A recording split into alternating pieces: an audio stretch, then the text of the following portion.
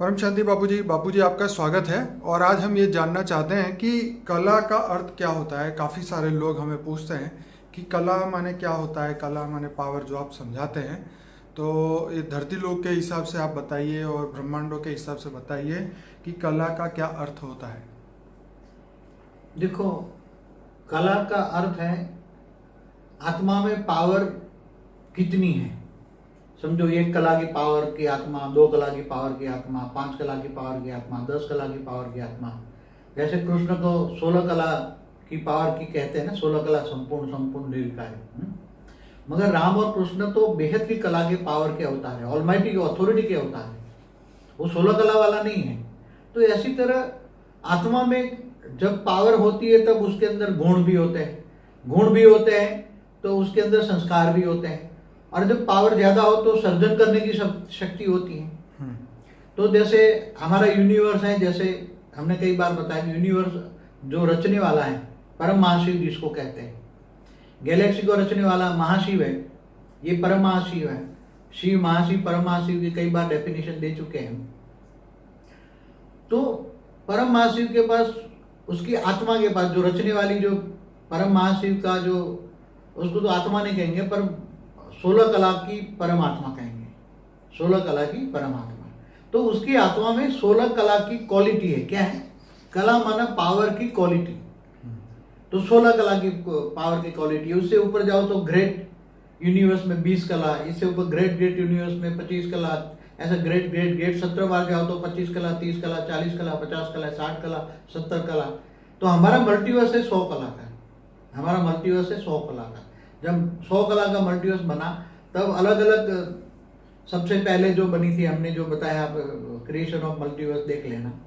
तो उसी टाइम हमने बताया कि 100 कला में कितनी आत्माएं बनी, 90 कला में कितनी बनी, 80 कला में कितनी बनी, 60 कला में कितनी बनी, 70 कला में कितनी बनी, तो 40 कला में बनी।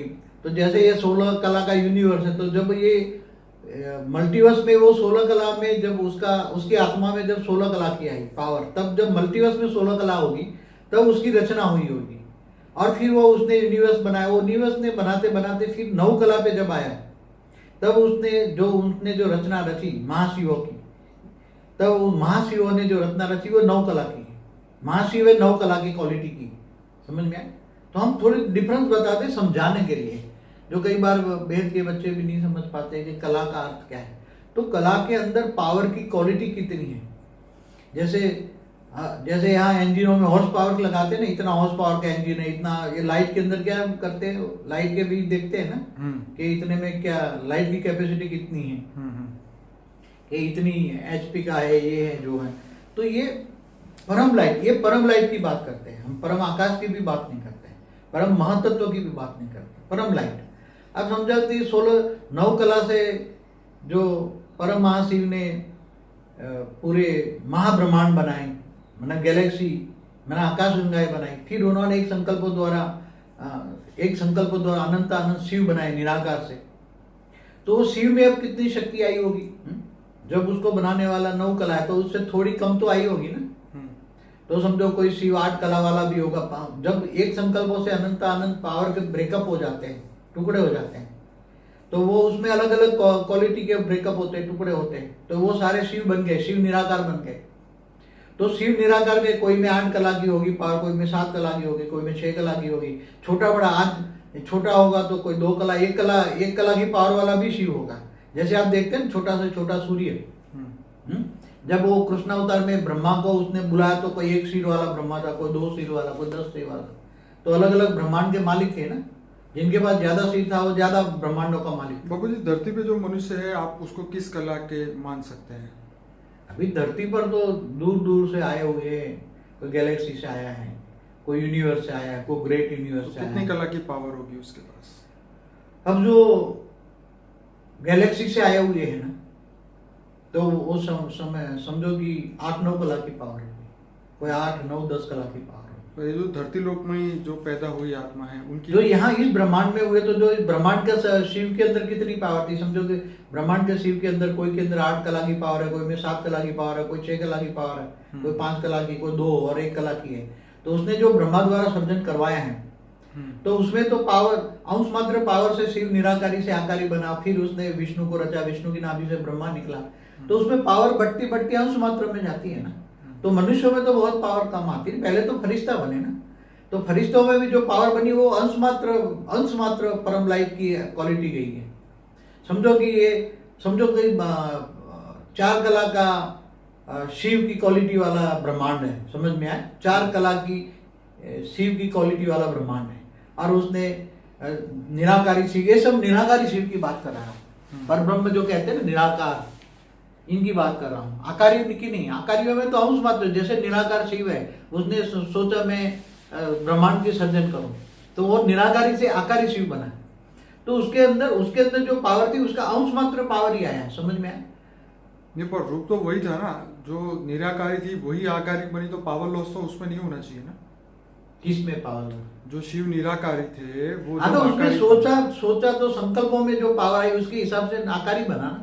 मगर आकार में समझो कि उसके अंदर जो अंश मात्र से सर्जन करता है ना, कोई उसमें कोई ज्यादा पावर नहीं आती। इसके पास समझो कि 4 कला की भी पावर है, और उसमें से अंश मात्र में पावर आएगी ना, तो उसमें भी सभी क्वालिटी की पावर उसमें सारी नहीं आती, उसमें मिक्सअप होते आती है, क्योंकि निराकार के बाहर आकारी भी है उसके अंदर। महतत्व जो परम अंदर परम लाइट है वो शिव है, उसके ऊपर जो महातत्व है वो शक्ति है। तो निराकार में भी शिव शक्ति होते हैं ना, निराकार में लाइट और माइट हम बताते हैं ना, तो उसमें से सर्जन हुआ ना। तो उसमें से शिव आकारी में कैसा आया कि शिव आकारी के अंदर समझो कि उसकी आत्मा बनी, तो समझो कि उसमें 30% परम लाइट आई और 70% परम महतत्व आया, समझ में आया? शिव आकारी में फिर शिव से शक्ति बनाया, तो उसमें भी परम लाइट समझो 30 में से 20% गई और 80% महतत्व की बनी, और फिर दोनों ने एक रूप होकर विष्णु को बनाया। तो विष्णु के अंदर भी समझो कि थोड़ी अंश मात्र परम लाइट, बाकी महातत्व और परम आकाश तत्व का सर्जन हुआ। परम आकाश तत्व का 3 तत्वों से बनी। फिर ऐसी तरह ब्रह्मा बना, तो ब्रह्मा के अंदर भी अंश मात्र परम लाइट हुई और महातत्व हुआ ज्यादा, और परम आकाश उसमें ज्यादा है। फिर उससे वो सर्जन करता गया, तो उसमें अंश मात्र जो अंदर जो सर्जन करने वाला है उसके अंदर जो होगा वो जाएगा। फिर बाद में यदि परम तत्व महातत्व से परम आकाश बनेगा, फिर धीरे धीरे परम आकाश से परम वायु बनेगा, परम वायु के अंदर परम अग्नि बनेंगे। तो ऐसी तरह आत्माओं की क्वालिटी नीचे बनाते बनाते गिर जाती है। पहले बनाए जो पहली जो रचना रची ब्रह्मा ने, तो उसमें थोड़ी परम प्रकाश की क्वालिटी थोड़ी थी, अंश मात्रा भी थी, मगर अच्छी आत्माएं थी, इसलिए हम धीरे धीरे उसको हम फरिश्ता कहते हैं। फिर धीरे धीरे गिर गए, तो उनसे वो रखते गए, तो क्वालिटी में फर्क पड़ता गया ना। सभी आत्माओं में फिर परम प्रकाश नहीं रहा ना, थोड़ी सी आत्माओं में रहा। तो जो जिस आत्मा के अंदर परम प्रकाश का अंश है वो सभी नंबर 1 परम पुरुष है। जैसे शिव को इस ब्रह्मांड का आदि परम पुरुष कहेंगे, तो ऐसी तरह महाशिव के अंदर भी होती है। महाशिव के अंदर 9 कला, 10 कला, 11 कला की पावर होती है, और यूनिवर्स में 16 कला की होती है, ग्रेट यूनिवर्स। तो ये उससे ऊपर जो मल्टीवर्स है, मल्टीवर्स में जब सर्जन विसर्जन होता रहता है, ब्रह्मांड का भी सर्जन विसर्जन होता रहता है। कई बार हमने बताया सत्युग, त्रेता, द्वापर, कलयुग 4 युग होने पर सर्जन विसर्जन होता है। अर्ध प्रलय, प्रलय, कल्प प्रलय, महाकल प्रलय होता रहता है। महाशिव भी महाकाल बन के अनंत कोटि ब्रह्मांडों को अपने रोम रोम में समा लेता है। ऐसी तरह साइंस वाले भी मानते हैं कभी न कभी तो यूनिवर्स वाइंड अप हो जाएगा। तो कब वाइंड अप होगा उसका समय बहुत बड़ा है। मैंने गैलेक्सी का समय दिया हुआ है, गैलेक्सी के बारे में समय की बात बताई है। बाबू जी, कला के संदर्भ में कुछ और कहना चाहेंगे? बस कला के बारे में तो बता दिया ना, कला मना पावर है, अंदाज भी दे दिया कितनी कला होगा, कितना पावर की शिव में कितना होगा, महाशिव में कितना होगा, परम महाशिव में कितना होगा, परम महाशिव में कितना होगा। मनुष्य अपनी कला बढ़ा सकता है? जरूर अपनी पावर बढ़ा सकता है, आत्मा थोड़ी कला बढ़ा सकता है। समझो कि कोई आत्मा महाशिव से आई है, महाशिव की आत्मा, उसके आत्मा में 9 कला की पावर है समझो। अब 9 कला की पावर वाली आत्मा धरती पर मनुष्य बन गई है।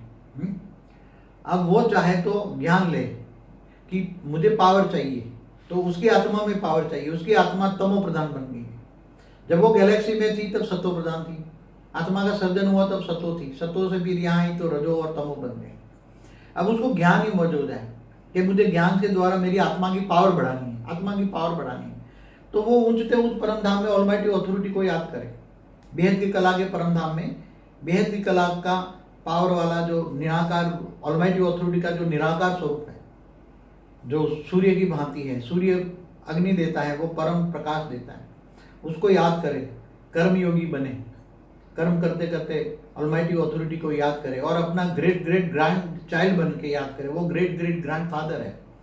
तो रिश्ता जोड़ोगे तो ज़्यादा प्यार आएगा, समझ में आया? तो ज़्यादा प्यार होगा तो पावर होगी। ग्रेट ग्रेट ग्रैंड फादर समझ के आप ग्रेट ग्रेट ग्रैंड चिल्ड्रन समझ के याद करें, अपना पर दादा समझ के उससे पावर ले, तो पर दादा समझने से ज़्यादा पावर आएगा, और ज़्यादा पावर आएगा तो आत्मा में ज़्यादा पावर आएगी, तो उसमें आत्मा फिर धीरे धीरे धीरे आत्मा में जो रिकॉर्डिंग चीज़ें हैं वो सब बाहर आने लगेगी, उसको इमर्ज होने लगेगी, उसको अंदर इमर्ज होने लगेगी। जहाँ से आई वहाँ तक ही, मतलब उसका सहस्त्रागार भी खुल जाए ना, तो भी कोई भी आत्मा जहाँ से आई है वहाँ तक का ही वर्णन कर सकती है। कोई गैलेक्सी से आई है तो उसका सहस्त्रागार खुलने से इससे आगे का नहीं दिखेगा उसको। उसका सहस्त्रागार कितना खुल जाए तो भी वो यूनिवर्स से आई है तो यूनिवर्स तक ही दिखेगा। कोई गैलेक्सी खुल जाए कि मेरा सहस्त्रागार खुल जाए तो मुझे पूरे बेहद की कला का परम धाम दिखेगा, ऐसा नहीं है। बेहद की कला का परम धाम का वर्णन केवल ऑलमाइटी अथॉरिटी ही कर सकती है, बाकी कोई नहीं कर सकता। चलिए बाबूजी, ये तो आपने बहुत बढ़िया बात बताई। तो मैं सभी श्रोताओं को रिक्वेस्ट करूंगा, हमारा अनस्पोकन ट्रूथ बाय बापूजी का प्लेलिस्ट है, 120 वीडियो से ज़्यादा है, वो सबसे पहले देखिए और उसके बाद में हमारे दिए गए डिस्क्रिप्शन बॉक्स में हेल्पलाइन नंबर दिए हुए हैं, अगर आप चाहें तो उनसे जुड़ सकते हैं। बापूजी आपका बहुत धन्यवाद। परम शांति।